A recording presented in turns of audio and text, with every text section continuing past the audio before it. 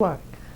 Uh, Whites were not really as fired up as obviously as the blacks were. So now here, when it hits, and I got 40-some% of the vote, almost 44% of the vote, and I'll go into a runoff with Frank Parsons, who was a political novice, I think. I don't know what all Frank had been doing. He said he had been running some other campaigns, but he had never run as far as I know.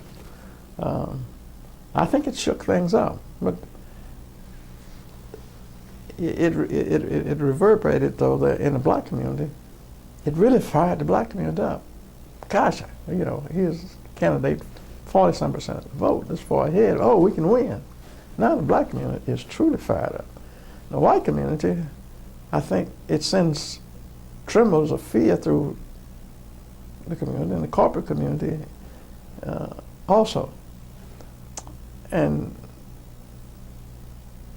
some of the people in the corporate community began an effort to organize to get a strong white turnout, and they did, because that white vote shot up to about 60-some%, which was a strong turnout.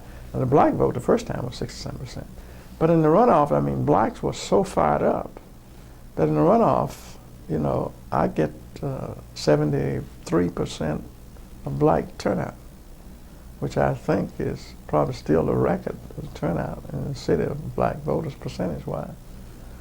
And I'm able to get some crossover, racial crossover, some white votes, and Frank is it gets less than 1% of the black vote. And I mean, and so I end up winning about 2,000 or so votes over there. And it was still somewhat difficult. Tonight, we were waiting for the results to come in at the old Parliament House, where I was headquartered for the victory rally that night. David came early. By the time my family arrived there, my dad, mom, and all, David came, and he was in there with us. And it was still sort of a choking experience that he had, you know.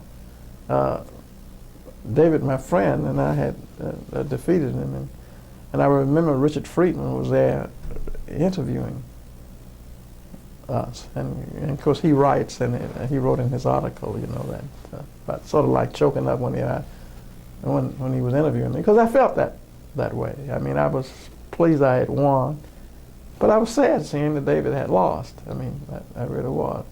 But yet, you know, he was a guy who had come out and was supporting me and was there and doing things David had always done, you know. He was always putting the city first, and that's what he was still doing. So it was something to remember. It was an interesting night when I was elected. My supporters tore the Parliament House out. They bailed me, bailed my campaign.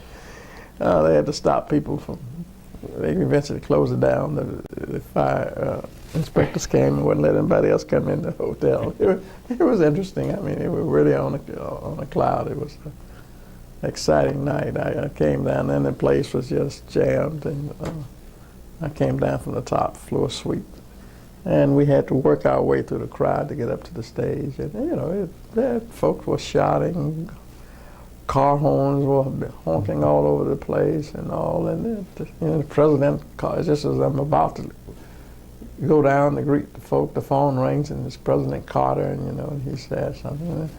And so it was of course, a very historic time, and I still remember it. And looking back at news clippings and stories, it just brings back those memories of that particular evening.